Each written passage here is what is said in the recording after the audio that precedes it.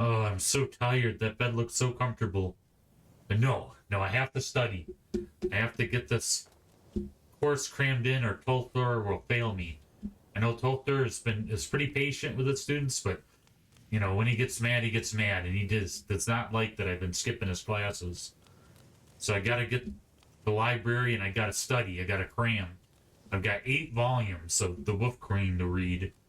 Some historical figure in Skyrim. Yeah, I'll just, instead of going through the courtyard, I'll cut across the roof, and maybe none of the professors will see me, so they won't think I'm cramming last minute. And then I'm also trying to pick up some extra credit in Solitude, so I'm going to try to get this studying crammed in, and then get over to Solitude for the weekend, and then try to get back to Winterhold.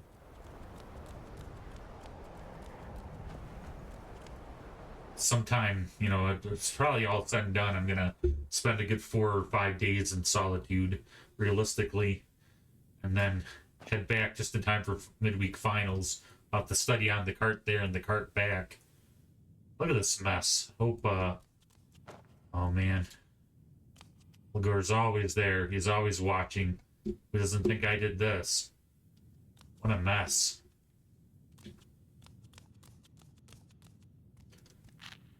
No.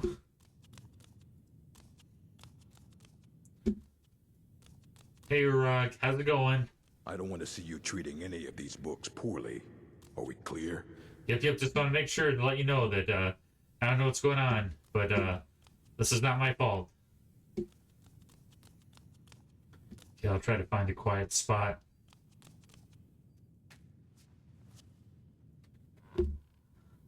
Alright.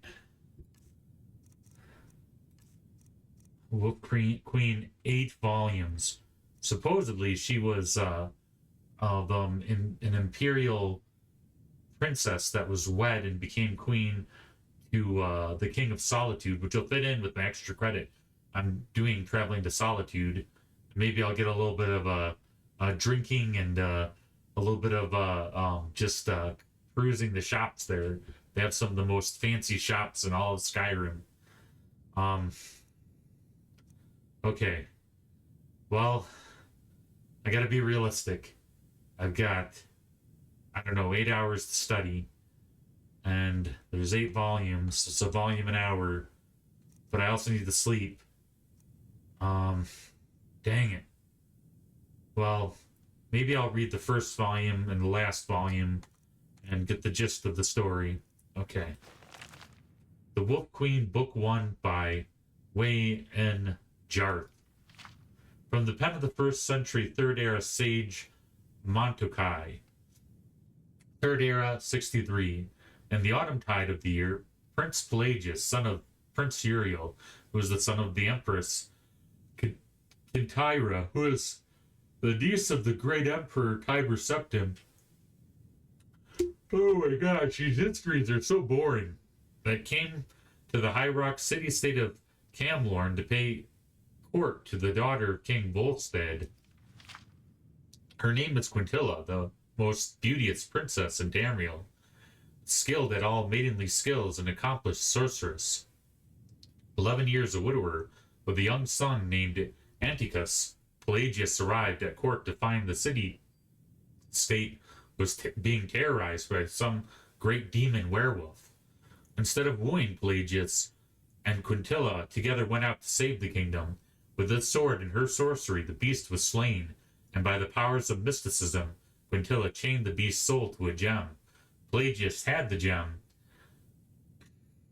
made into a ring and married her. That's weird. But it was said that the soul of the wolf stayed with the couple until the birth of their first child. 3rd era 80. The ambassador from Solitude has arrived, Your Majesty, whispered the steward Balvus. Right in the middle of dinner, muttered the Emperor weakly. Tell him to wait. No, father, it's important that you see him, said Pelagius, rising. You can't make him wait and then give him bad news. It's undiplomatic. Don't go then. You're much better at diplomacy than I am. We should have all the family here, Emperor Uriel II added, suddenly aware how few people were present at his dinner table. Where's your mother? Sleeping with the archpriest of Kinnereth. Pelagius would have said, but he was, as his father said, a diplomat. Instead, he said, at prayer. And your brother and sister? Amiel is in first hold at meeting with the Archmaster of the Mages Guild. And Galana, though we won't be telling this to the ambassador, of course, is preparing for her wedding to the Duke of Narcissus.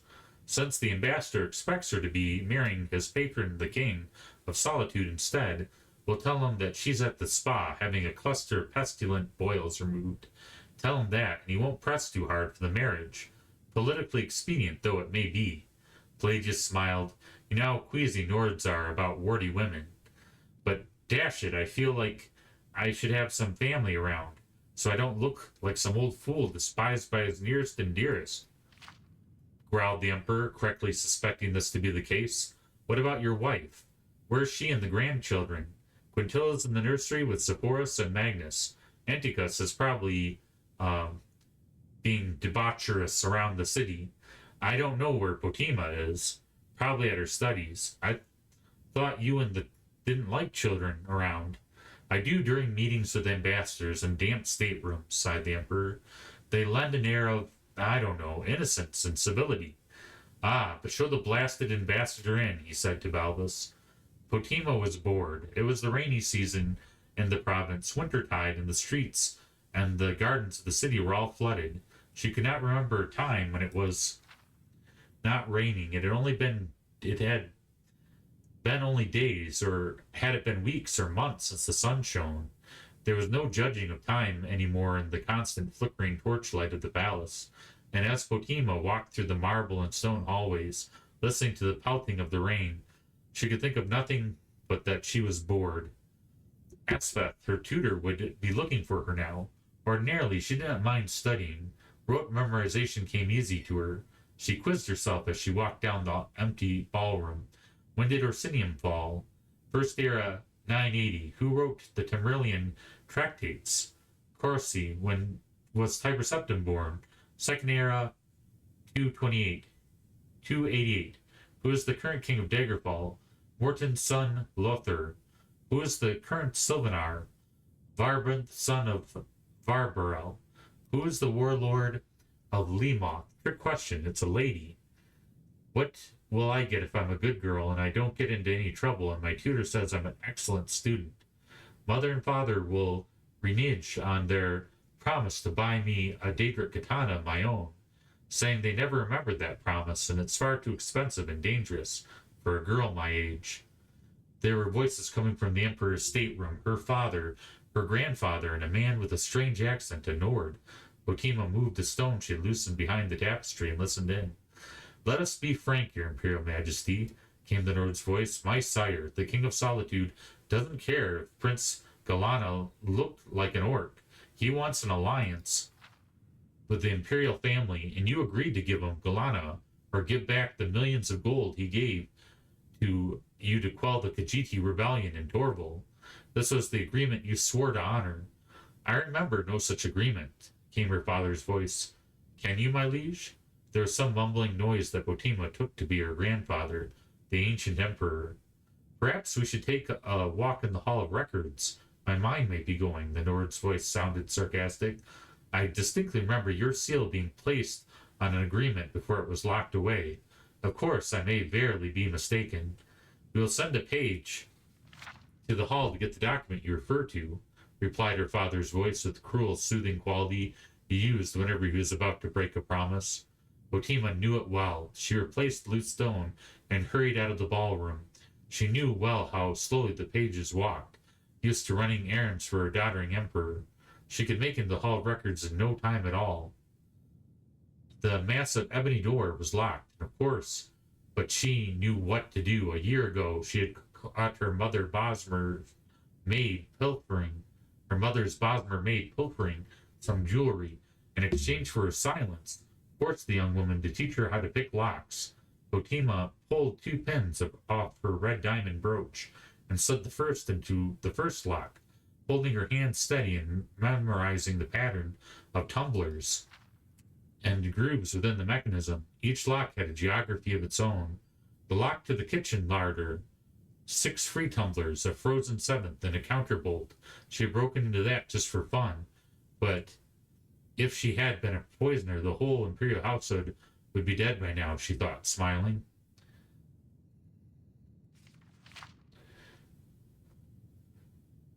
She had never been caught, not when she broke into the Archmage's study and stole his oldest spellbook, not when she broke into the guest room of the King of Ghislaine and stole his crown the morning before Magnus's official welcoming ceremony.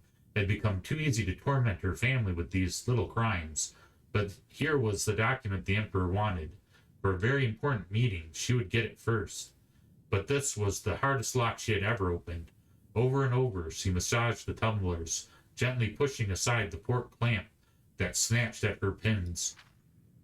Drumming the counterweights, it nearly took her half a minute to break through the door to the Hall of Records, where the Elder Scrolls were housed.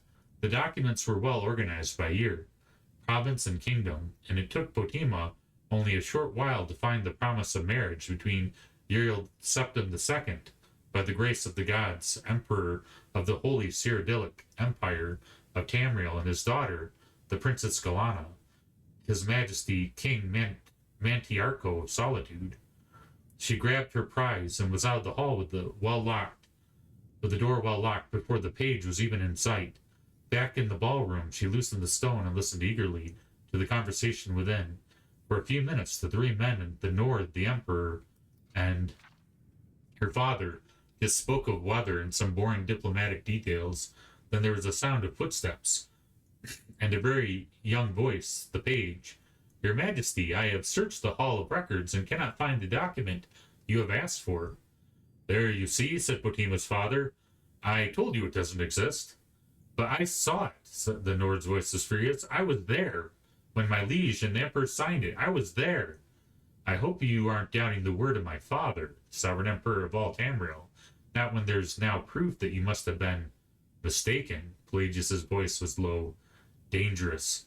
Of course not, said the Nord, conceding quickly.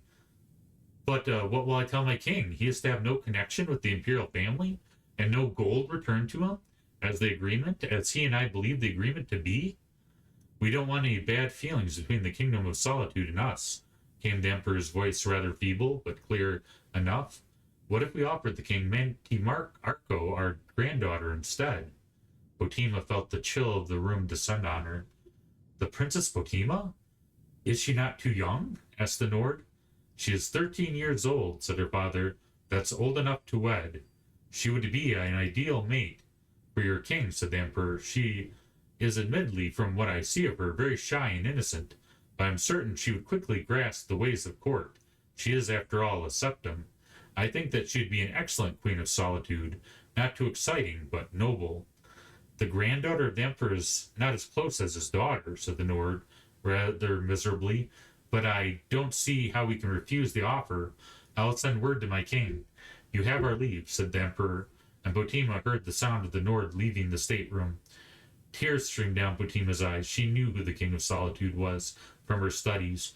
Mantiarco, 62 years old, and quite fat, and she knew how far Solitude was, and how cold in the northernmost clime. Her father and grandfather were abandoning her to barbaric Nords. The voices in the room continued talking. Well acted, my boy. Now you must burn that document, said her father. My prince, said the page's querulous voice. The agreement between the Emperor and the King of Solitude, you fool. We don't want its existence known. My prince, I told the truth. I couldn't find the document in the Hall of Records. It seems to be missing. By Lorcan, roared her father. Why is everything in this palace always misplaced? Go back to the hall and keep searching until you find it. Botima looked at the document.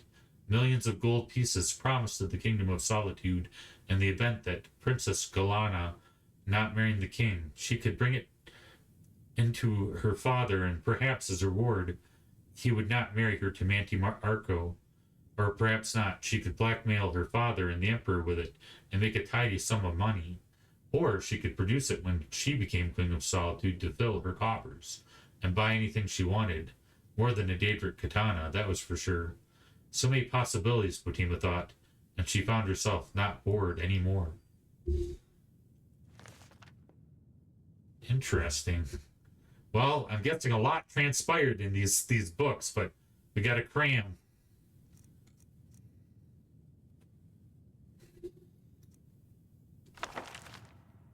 The Wolf Queen, Book 8, by Wahan Jarth, from the pen of Inskias, 2nd century sage, 3rd era, 127. Following the Battle of Ikidag, the Emperor Uriel Septim III was captured, and before he was able to be brought to his uncle's castle in the Hammerfell kingdom of Ghislaine, he met his death at the hands of an angry mob.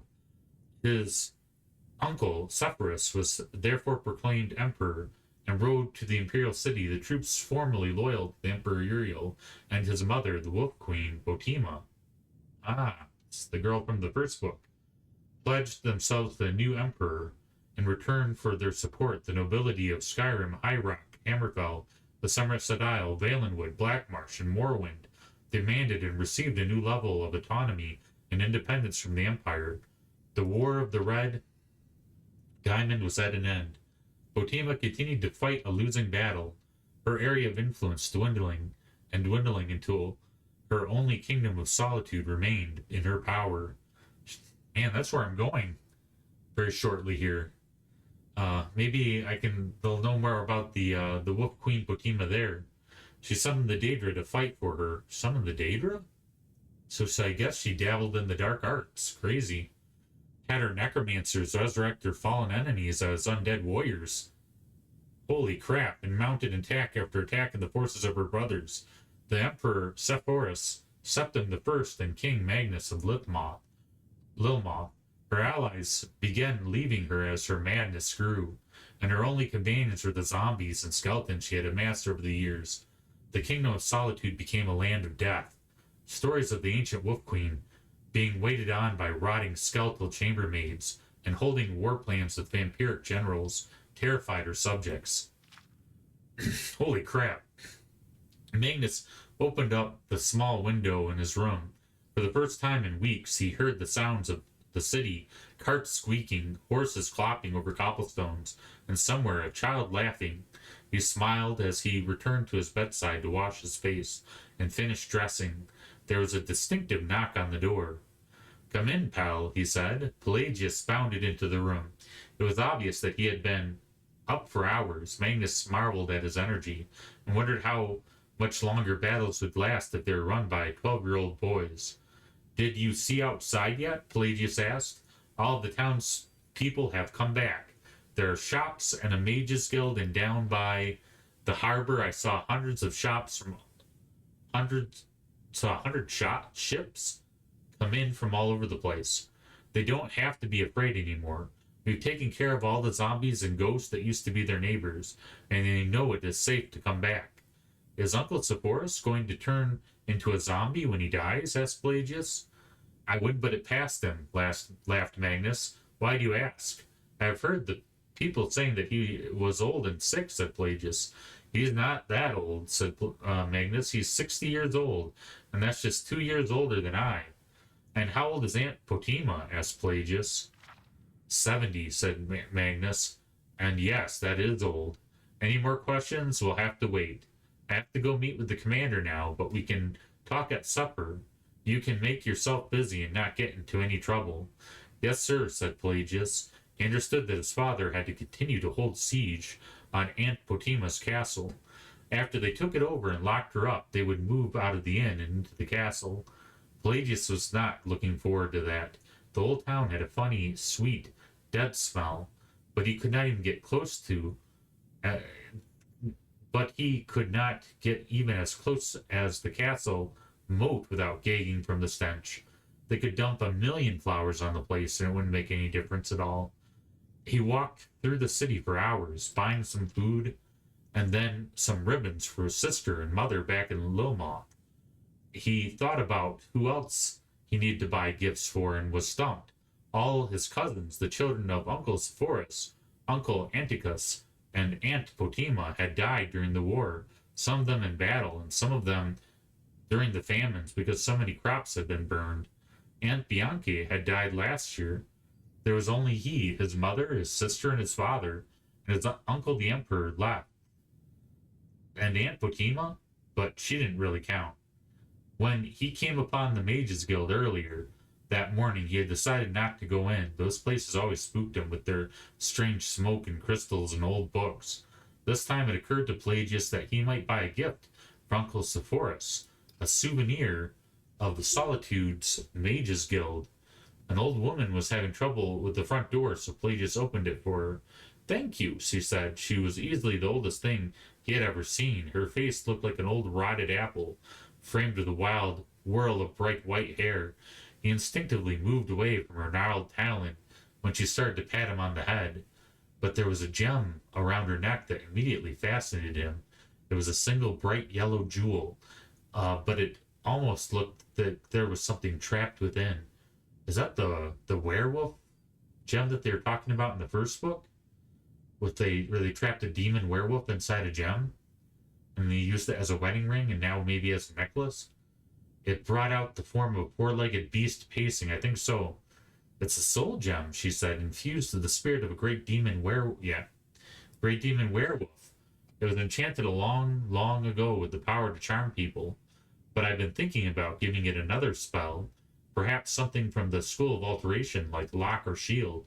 She paused and looked at the boy carefully with yellowed, rheumy eyes. You look familiar to me, boy. What's your name? Pelagius, he said, and normally would have said Prince Pelagius, but he was told not to draw attention to himself while in town. I used to know someone named Pelagius, the old woman said, and slowly smiled. Are you here alone, Pelagius? My father is with the army storming the castle, but he'll be back when the walls have been breached.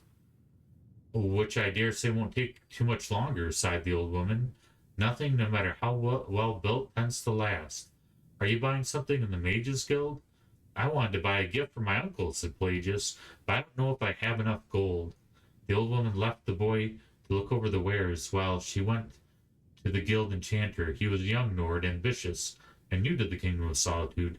It took a little persuasion and a lot of gold to convince him to remove the charm spell from the soul gem and imbue it with a powerful curse, a slow poison that would drain the wisdom from its wearer year by year until he or she lost all reason.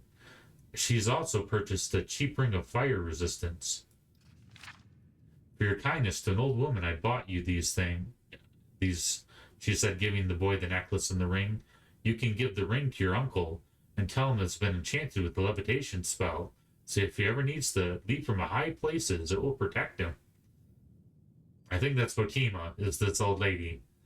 And she's trying to kill the rest of her family off, is my guess. This soul gem is for you. Thank you, said the boy, but this is too kind of you. Kindness has nothing to do with it, she answered. Quite honestly, you see, I was in the Hall of Records. Ah, first book. Once or twice, and I read about you in the foretellings of the Elder Scrolls. You'll be the Emperor one day, my boy, and Emperor Pelagius Septim III, and with this soul gem to guide you, posterity will always remember you and your deeds. With these words, the old woman disappeared down an alley behind the Mages Guild. Pelagius looked after her, but he did not think to search behind the heap of stones. If he had, he would have found a tunnel under the city to the very heart of Castle Solitude. If he had found his way there, he would have found past the shambling undead and the moldering remains of once grand palace, the bedroom of a queen. In that bedroom, he would find the Wolf Queen of Solitude in repose, listening to the sounds of her castle collapsing, and he would see a toothless grin growing on her face as she breathed her last. So I guess Fatima took quite a pressing turn from the first book, from the pen of a lot of misfortune, and she went bad, I guess, from the pen of Isoclus, 2nd century sage, 3rd era, 137. Fatima Septim died after a month-long siege on her castle. While she lived, she had been Wolf Queen of Solitude, daughter of Emperor Pelagius II, wife of King Mantiarco, aunt to the Empress Kintyra II, mother of Emperor Uriel III, and sister of the Emperors Anticus and Sepphoris. At her death, Magnus appointed his son Pelagius as the titular head of Solitude, under the guidance from the royal council. But yeah, he's wearing that necklace that makes him go crazy, I think. Third era 140. The Emperor Sepphoris Septim died after falling from his horse. His brother was proclaimed Emperor Magnus Septim. Third era 141. Pelagius, King of Solitude, is recorded as occasionally eccentric in the imperial annals. He marries Catarish, Duchess of Vardenfell. Third era 145. Emperor Magnus Septim dies. His son, who will be known as Pelagius the Mad, is coronated. Oh, I've heard of Pelagius. Oh yeah, he was the craziest emperor that Cyrodiil had ever seen. Must have been from that curse. Ow, creepy. I'm gonna have trouble sleeping. I gotta get some sleep. I have nightmares.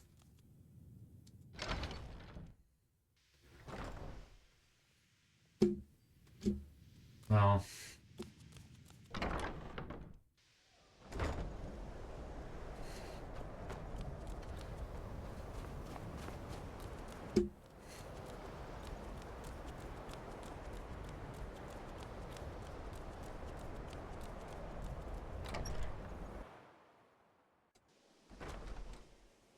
oh no, I need to go to the Hall of Attainment.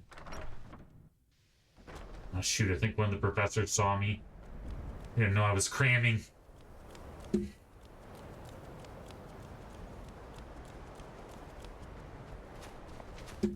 Sneak around this way, maybe she won't see me. So it's an interesting statue. Must have been the original Archmage that built the college, I'm not sure. I mean, it's interesting sculpture, but the facial features are very, it could be anybody. It could be Savos Aaron for all I know. Alright, let's get some sleep. Get at least 8 hours. I had an early start to Solitude. Ugh, I don't know. Gotta remember all that information. There's a soul gem in my room. As during the night, I thought I might have saw, you know, a demon werewolf inside that was watching me. It's very creepy. Okay.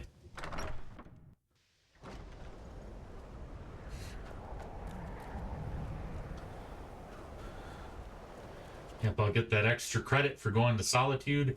Maybe I'll learn a little bit more about the Wolf Queen there, and then I'll cram for the exams. Surely nothing will come up that will delay me or change my plans in any way. Surely I won't end up on some kind of side quest. They really gotta fix this bridge. This is definitely, like, needs some railings, like a safety hazard.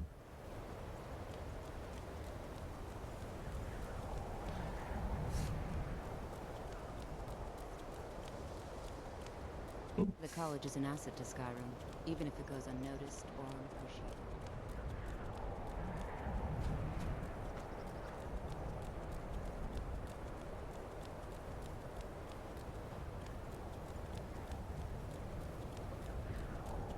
Yeah, Winterhold.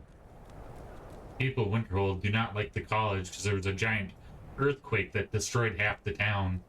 And they blamed and the College of Winterhold still stood strong, and they blamed us, students. I can see the college from a distance. It's quite the impressive structure. I think there's maybe a carriage just outside of town.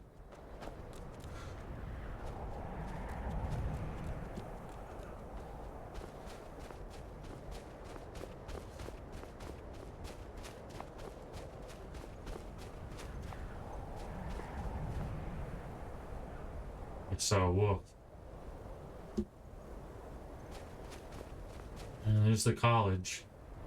Well, off to Solitude.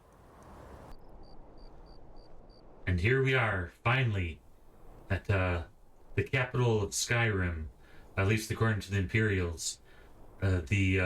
Solitude, cities of Solitude.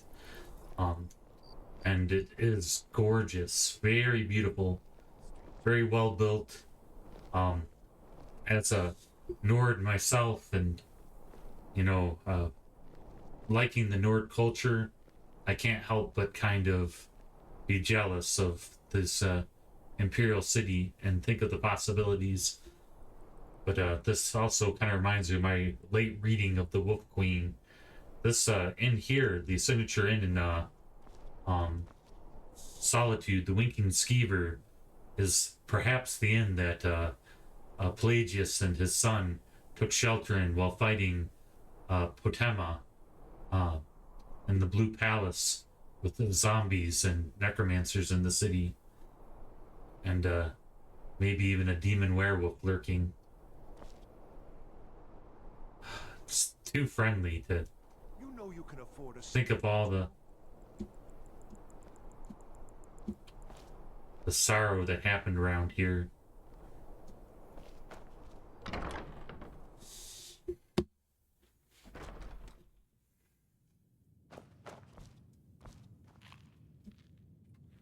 It's pretty quiet. But I like the taxidermy. There's a horker, a wolf. That's one fierce looking wolf. A saber cat? Crazy. Got a deer or an elk. A bear. One fierce looking bear.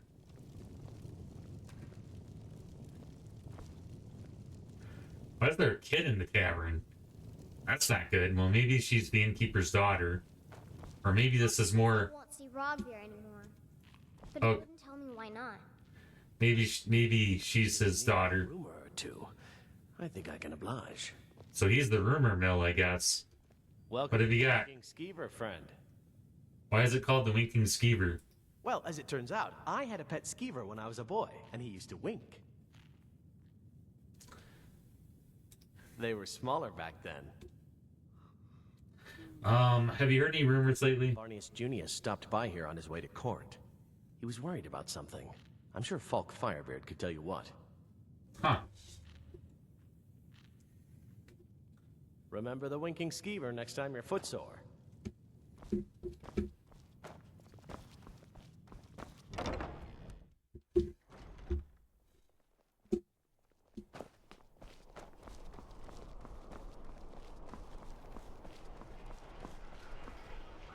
It's amazing. Feel free to make requests.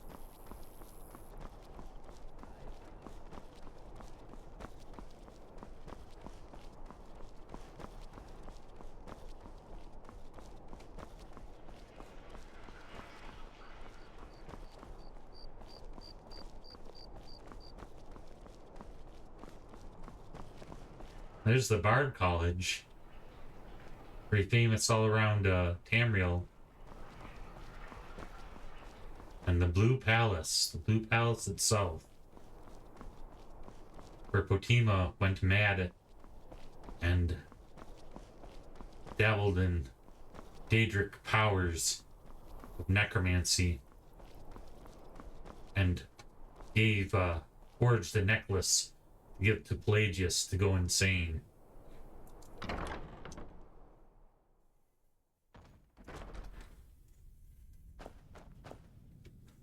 Oh, this is cool. Look at the vaulted ceilings. It's gorgeous.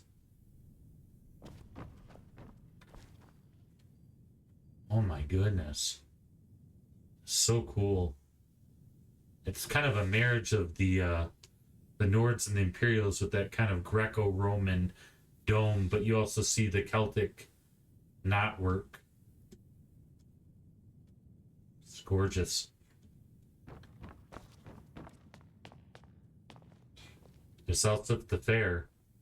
I swear to you, unnatural magics are coming from that cave. There are strange noises and lights. We need someone to investigate. Then we will immediately send out a legion to scour the cave and secure the town. Hafengar's people will always be safe under Your my Eminence, my scrying has suggested nothing in the area. Dragon Bridge is under Imperial control. This is likely superstitious nonsense. Perhaps a more tempered reaction might be called for? Oh, yes, of course, you were right. Falk, tell Captain Aldous I said to assign a few extra soldiers to Dragonbridge. Thank you, Jarl Elisif. But about the cave? I will have someone take care of the cave as well, Varnius. You can rest easy. You're dismissed.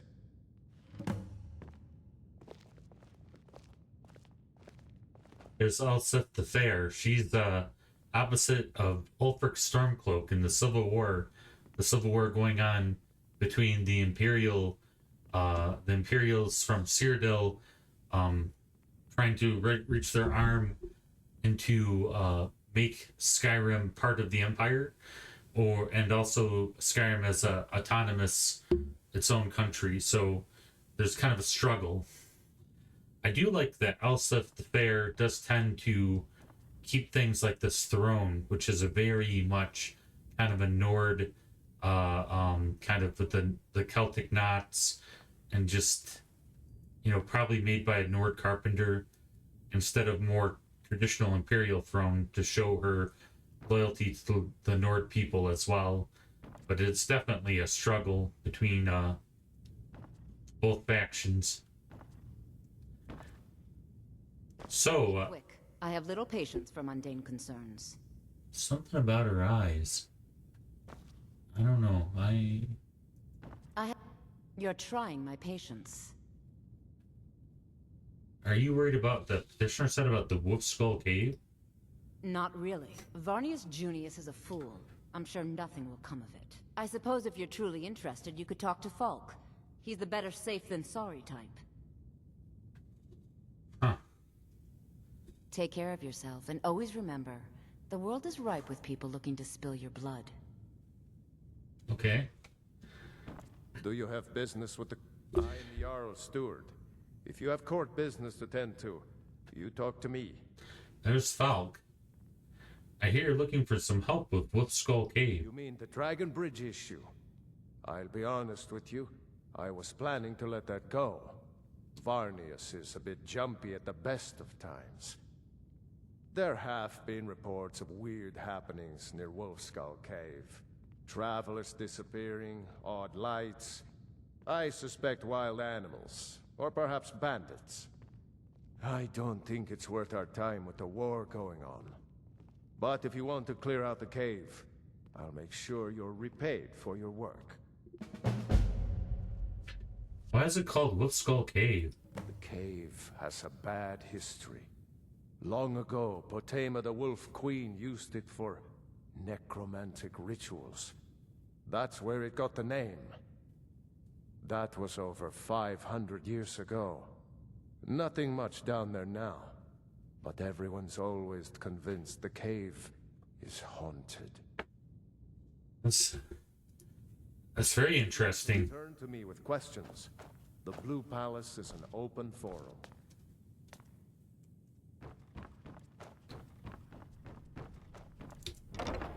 So Potema supposedly performed necromantic rituals in that cave. Crazy. Well, I'm a little nervous, but I shouldn't be, because, I mean, that was like 500 years ago, and she's long dead, and, if I clear out this cave and just, I mean, I probably don't have to clear it out. I probably just have to take a look at the cave and just see if there's any, like, bandits or something, maybe. There's probably a bear, which, I mean, I know enough magic, and I'm skilled enough in my weapons to handle a bear. I hope it's not a frost spider, but, it's probably nothing too crazy, and then I might be able to find an artifact. If I find an artifact from the, Potema, then I'll ace any of the tests that we have on, if they ask me to write a paper, I'll say, like, I have something better, an artifact, to donate to the college, and then I'll be sure to pass the class and graduate with honors. Thanks in no small part to you. Well done. All of Skyrim benefits from their trade. Look at this bridge. This is the Dragon Bridge. The town's named after. Carved by Nord hands. Out of stone. It's crazy. It's about the size of the head of a dragon.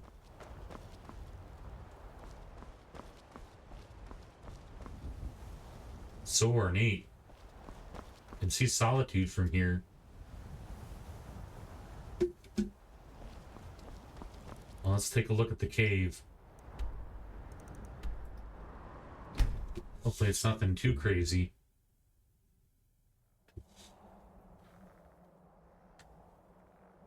Cave should be around here somewhere.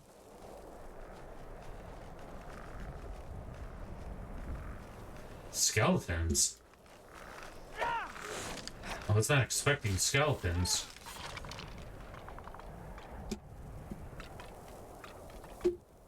Does not bode well.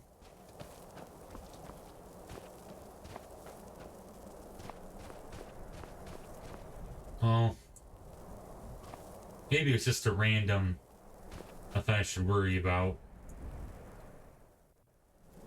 Just because there's skeletons doesn't mean that there's necessarily necromancers.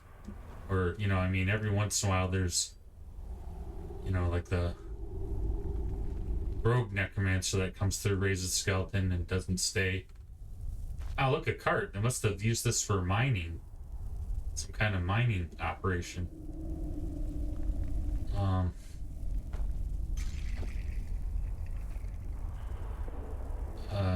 These might be left over from the rituals of Potema.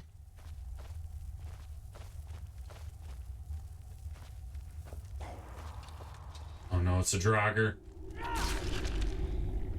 Alright, it took care of her. Oh no. There are necromancers.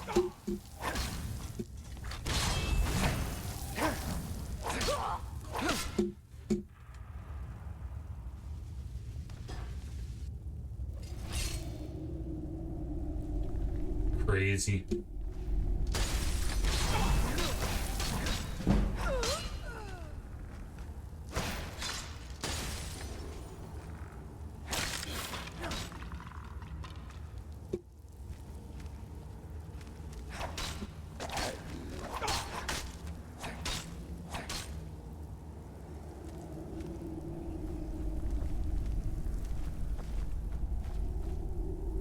Like a dead end.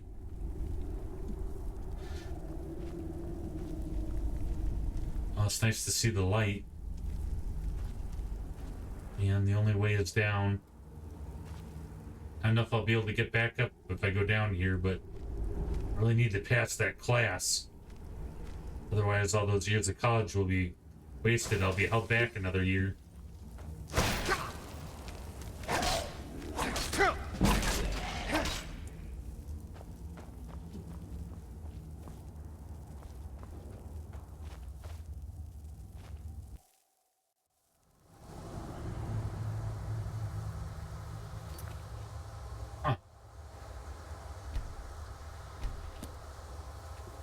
It's very strange. What is that? It's like there's some kind of magical entity that couldn't be.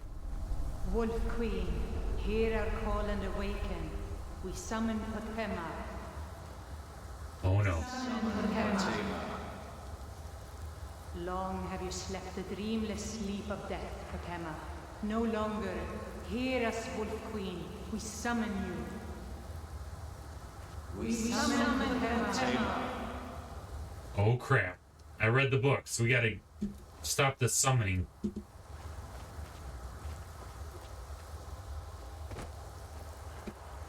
I gotta get up to that platform somehow.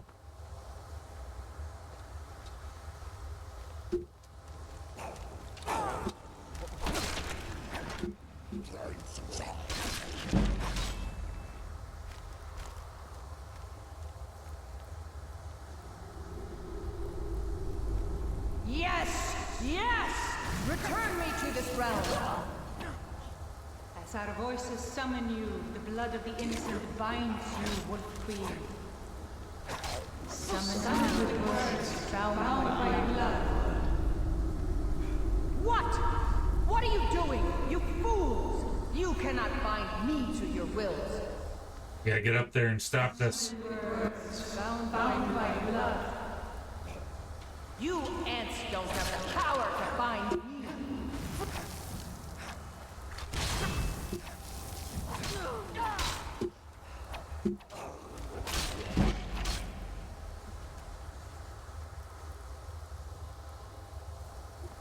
There she Something is. wrong. There is an intruder.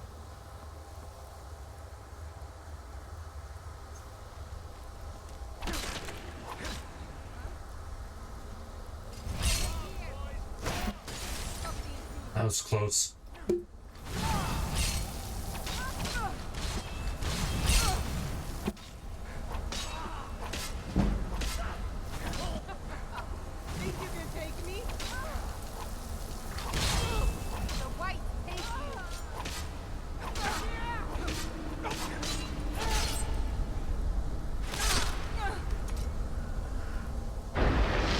Oh no.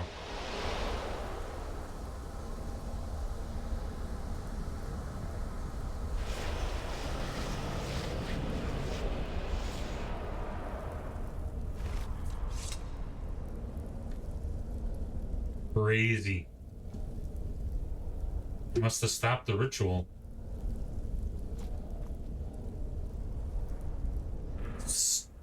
Madness. Be out of here.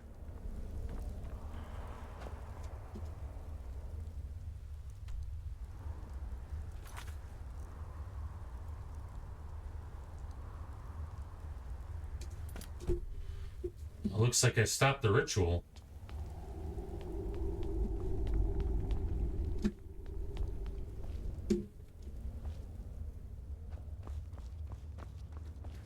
Go back to Falk and then let him know, and maybe with some soldiers can come back, clear out the cave, and get an artifact for me to take back to the college.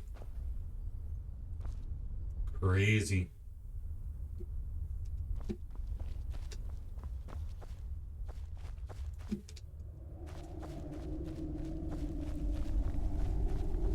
Gotta get out of here.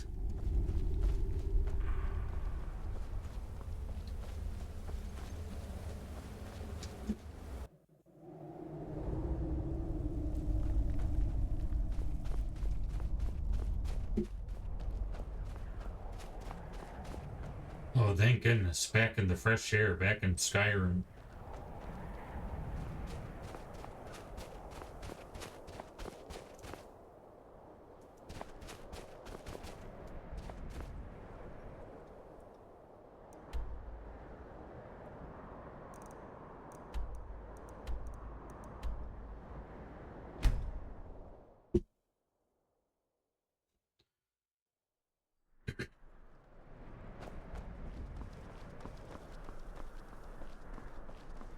Got lots of things to take care of. What do you need?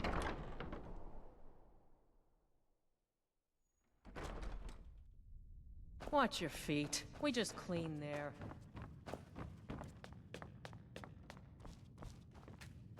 You've returned. Good. What did you find at Wolf Skull Cave? Some necromancers were attempting to summon and bind Potema. Potema herself? Please tell me you stopped them. I interrupted the ritual. Larger service to the realm than you could possibly know. A resurrected Potema. I shudder at the thought. And thank goodness this is over. What a crazy quest, but a story to tell my children's children.